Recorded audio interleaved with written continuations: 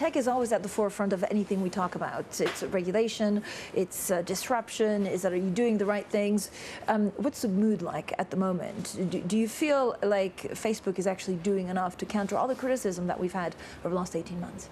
So I think the mood is different this year, and I think the reason it's different is because there's a much more thoughtful conversation going around now about how globally business, governments can be actually working together with the tech companies.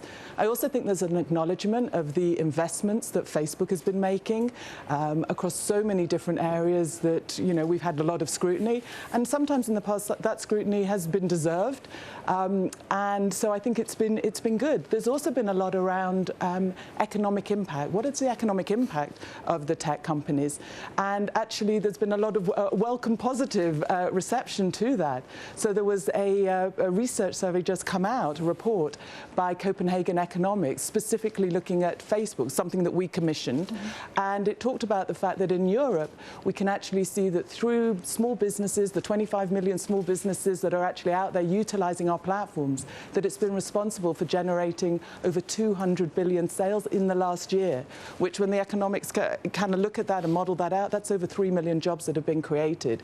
But when you speak to ministers here, do they ask you about regulation? Do they ask you how you use the data?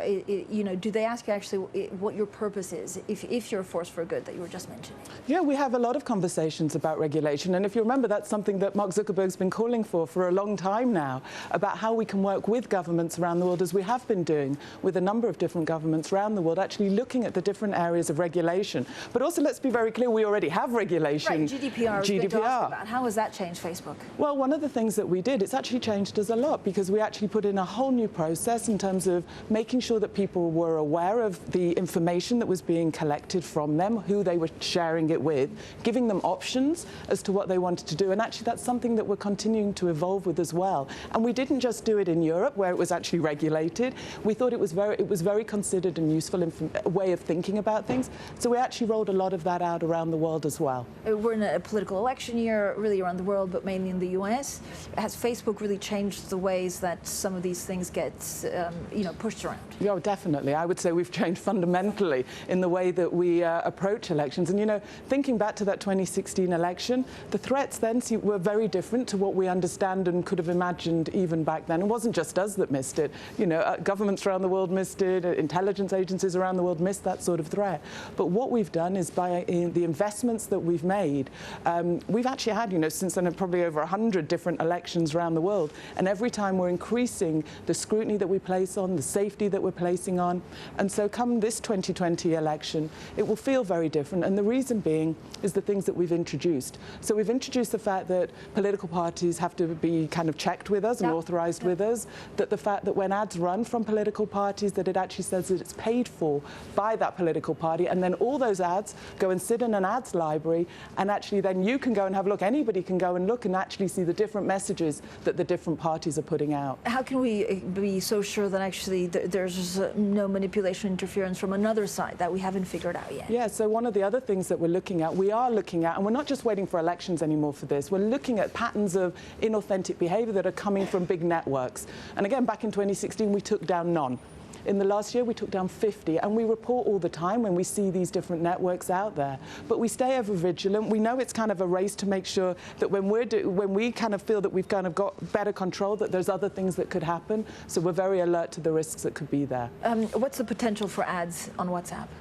So that's not something that we're progressing at the moment. It's very still early days. We're very still making sure that that the way that people are using the platform, that's the most important thing, and it's growing very nicely from that side. So what will what will make you decide? Do you worry that people will be put off it, or what are you trying to figure out, and in what time frame? So we're just looking at the moment in different ways, and we do tests all the time. I mean, one of the things that you'll see as a tech company is across all of our different platforms that we're always looking at different ways to evolve, but we also do it cautiously and carefully, and in a way that works both for the businesses but also for the people that use the platforms as well. How's Facebook doing in India, and what's the biggest hurdle there? So Facebook's growing very nicely in India. A huge number of people are actually using a number of our different platforms out there.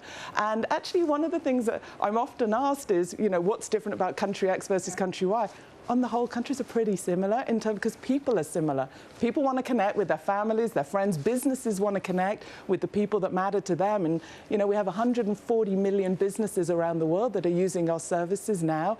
And most of those are doing that for free. And that's wonderful because that can empower a family, it can empower a community to reach not customers that in the old days you could only reach a customer that was kind of in your city or your town or your village. Now you can reach anyone, anywhere. Nicola, what are your top 3 priorities for 2020? Is it regulation? Is it trying to figure out how to monetize things, or is it something else? So the things that we think about, and certainly the things that I'm thinking about, well, I'm always thinking about, first and foremost, from the business perspective, how we can actually continue to help our partners to grow and the businesses to grow. And if that happens, then we will grow as a result with them. So first and foremost, on the business side there. With people, we're continuing to make sure that they're delighted by the different apps and the services that we have, that we are the most extraordinary ways for people to share the things that matter most to them. And then as I start to think about, what the excitement is coming up for this year, I think virtual reality is really going to come of age over the next year or so. And that will be something that we'll see across the whole of the next decade as well. So is virtual reality used in health or gaming, or, what's the next frontier? Well, you named it, reality? all of the things. I think at the moment we're still very much thinking about the world of VR just in terms of gaming and like small applications and how people are playing with it. But the potential that is out there is really extraordinary and will only be limited by our own imaginations. How much time do you spend with regulators? Do they understand your business? So we're spending a lot of time with regulators all over the world. I think there is an onus on us to make sure that we explain what, and I'm not sure we always have done a very good job of explaining all of the different parts of the organisation. But yet it's something that we take seriously, obviously. We were talking yesterday, and we spoke to the Saudi finance minister, who actually said, look, he never heard about the story that somehow the Jeff Bezos WhatsApp was hacked, possibly by the Saudi leader. Are you investigating it? Do you take it seriously? Like, I don't know, the ripples that it went through Facebook when that happened. Okay, so of course we're going to take any allegations very seriously, and we're going to look into it, but I'm not going to comment on any individual story. You wouldn't expect me to. But I think one of the things that it highlights is actually some of the potential underlying vulnerabilities that exist on, the actual operating systems on phones. From a WhatsApp perspective, from a Facebook perspective, the thing that we care about the most, the thing that we invest in, is making sure that the information that people have with us is safe and secure. That's one of the primary things that's important.